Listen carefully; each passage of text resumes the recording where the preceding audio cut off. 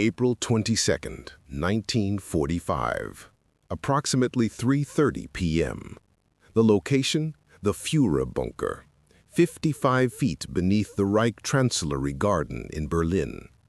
The air is a foul cocktail of concrete dust, sweat, and stale cigarette smoke. The constant, rhythmic shudder of Soviet artillery shells striking the city above has become the bunker's heartbeat, a death knell counting down the final hours of the Third Reich. For days, this subterranean tomb has been a theater of delusion, where generals move ghost armies on maps and Führer directives are issued to divisions that no longer exist. But reality is now tearing through the reinforced concrete walls.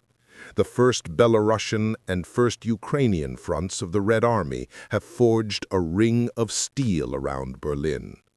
Inside that ring, a handful of broken Wehrmacht, Volkssturm, and Hitler Youth units are fighting a hopeless battle for every street, every building, every pile of rubble.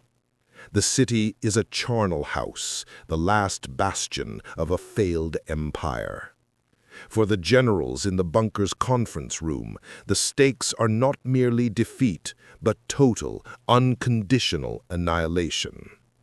Their only hope, the single fragile thread upon which the entire fantasy of a final stand hangs, is an army that isn't there. The plan, born of desperation and delusion, rested on a man named Felix Steiner. SS Obergruppenführer Felix Steiner was to lead a counterattack from the north.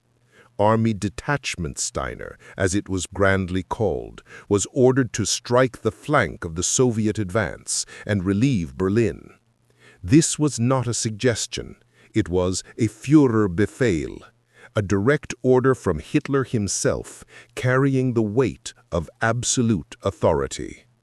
The foundational command of Hitler's entire military philosophy, the one rule that could never be broken, was simple: attack, never retreat, never surrender, never admit the possibility of defeat. The very idea of failure was forbidden. In the bunker, to speak of it was treason. To consider it was to violate the core tenets of National Socialism, that sheer indomitable will could conquer any material disadvantage. The radio operators waited for the signal that Steiner's panzers were rolling. The generals stood around the map table, clinging to this one last impossible hope. But there was a problem, a fatal one. The tool they were meant to use, Steiner's army, was a phantom.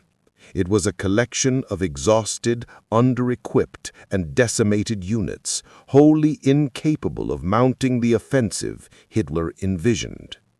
General Alfred Jodl, chief of the operations staff, and Wilhelm Keitel, chief of the High Command, knew it.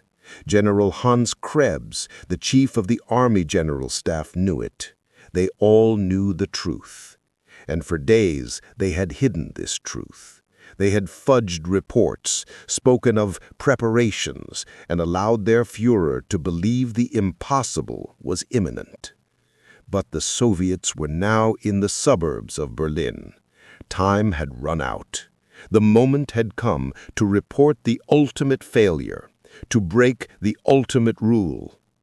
Inside the small, suffocating map room, Hitler stood hunched over the table. His left hand trembled, a tremor he desperately tried to conceal. He looked up, his eyes sunken but still radiating a terrifying, volatile energy. He demanded a report. He demanded to know why Steiner's attack, the one that would save them all, had not yet begun. A terrible silence fell. Then General Krebs, his voice barely a whisper, delivered the sentence that would shatter the fantasy.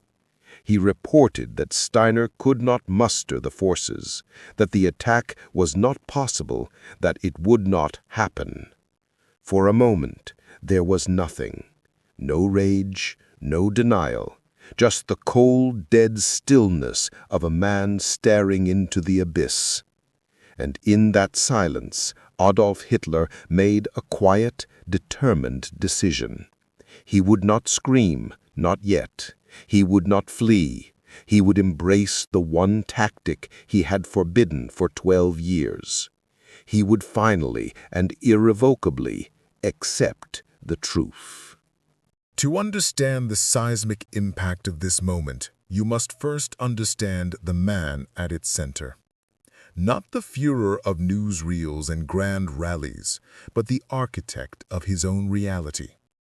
Adolf Hitler was not a product of military aristocracy, like the Prussian generals who now stood before him, pale and trembling. He was a failed artist, a frustrated architect.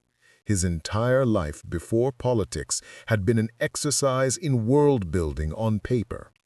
He designed monumental buildings that could never be constructed, sketched grand cityscapes that would never be realized. His passion was not in the practical, but in the conceptual.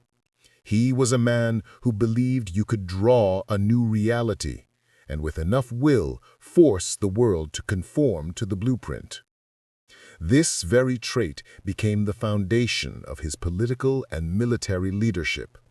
He saw the German Reich not as a nation of people, but as a grand architectural project. The war was his most ambitious design.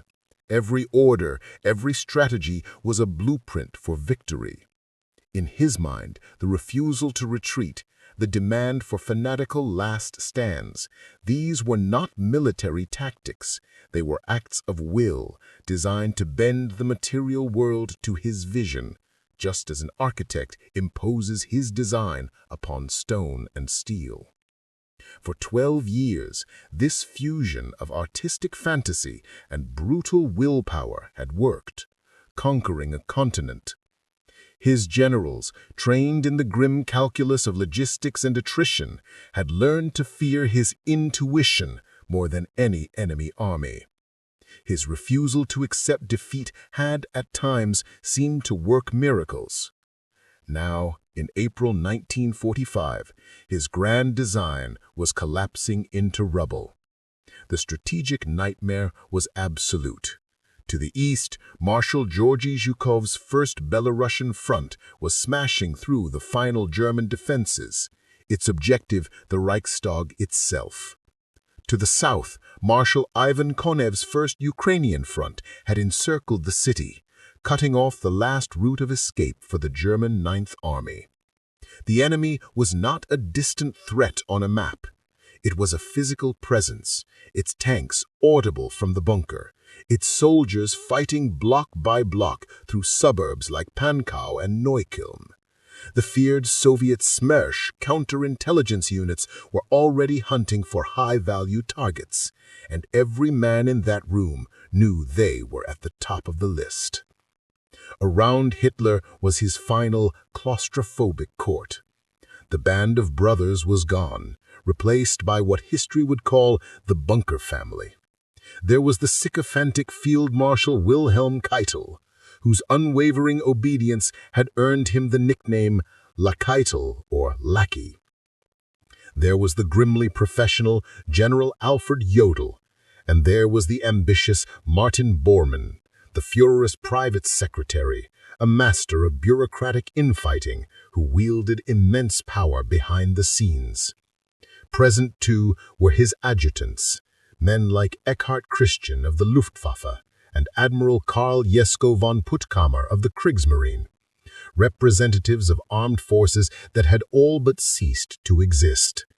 These were the men who had built their entire careers on reflecting and amplifying Hitler's optimism. They were the priests of his cult of will, and their god was about to abandon them. The clock was not just ticking, it was hammering. Just hours before the fateful conference, a frantic radio call had come from the 56th Panzer Corps, the primary defenders of Berlin.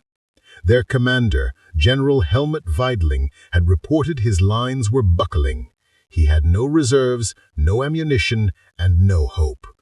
He was being accused of cowardice and retreating, when in fact he was being physically pushed back by the sheer weight of the Soviet assault.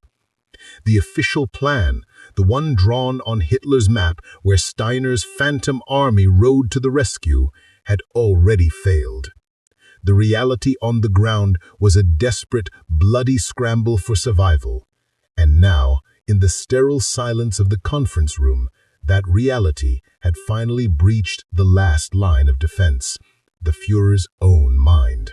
The aha moment was not a flash of strategic brilliance. It was a moment of terrible, inverted clarity.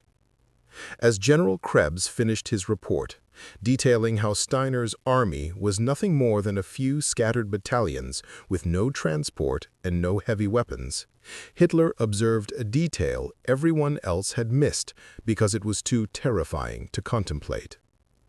He did not see a tactical problem to be solved. He saw the final, undeniable proof of universal betrayal. It wasn't just Steiner who had failed him. In his mind, it was the entire German people. It was the Wehrmacht. It was the SS.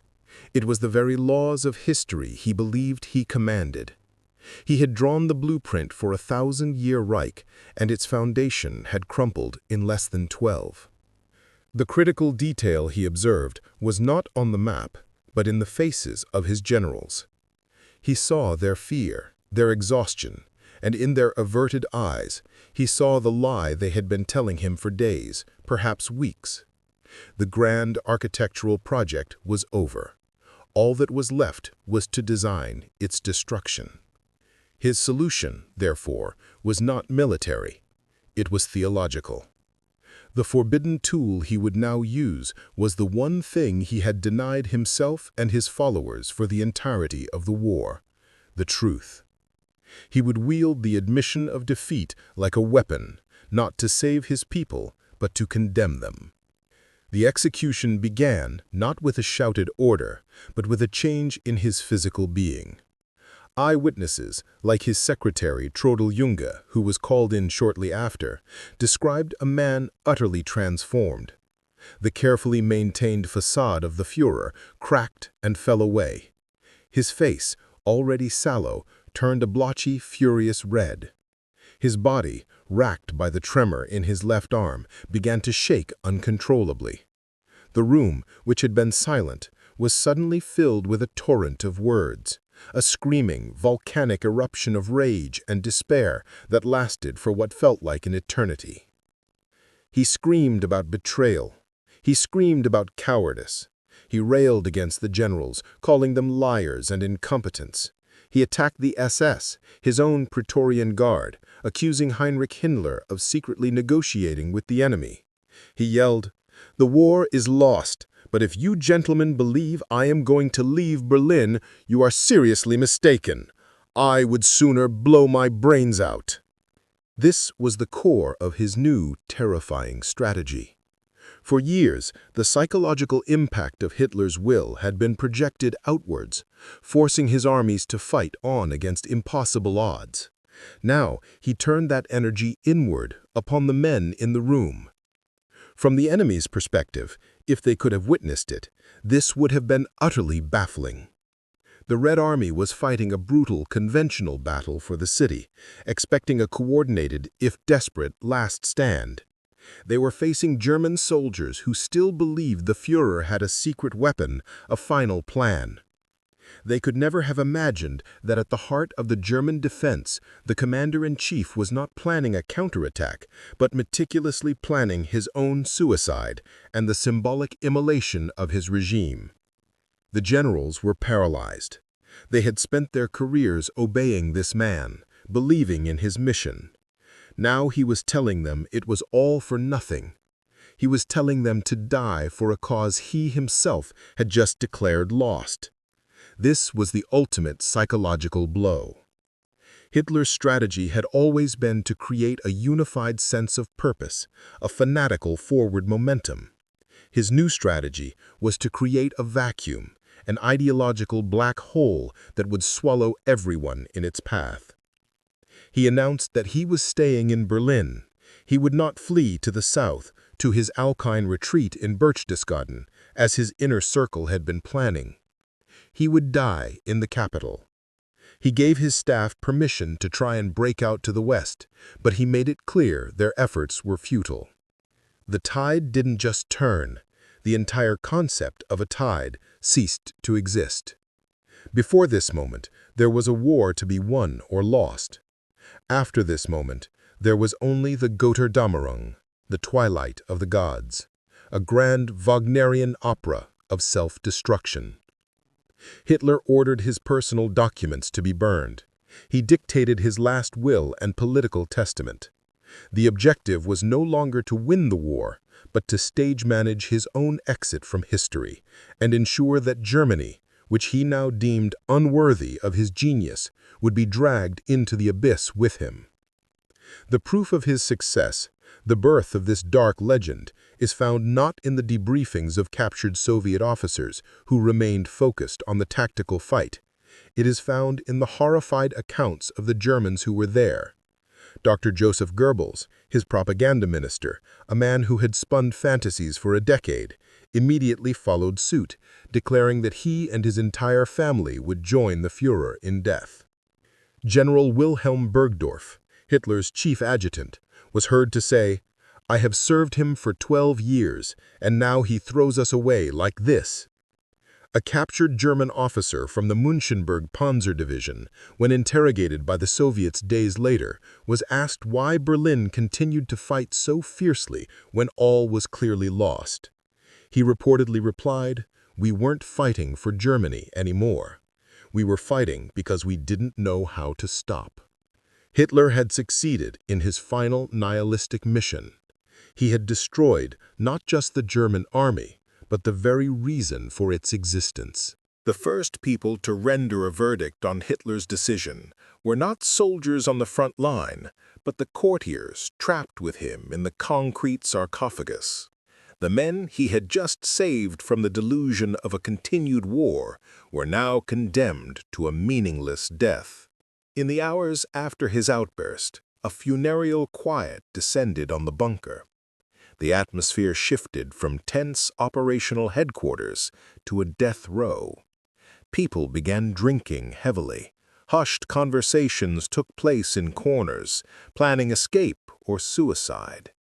Traudl Junge recalled Magda Goebbels, the wife of the propaganda minister, weeping and saying, "The Führer has told me that all is lost and that we must now die."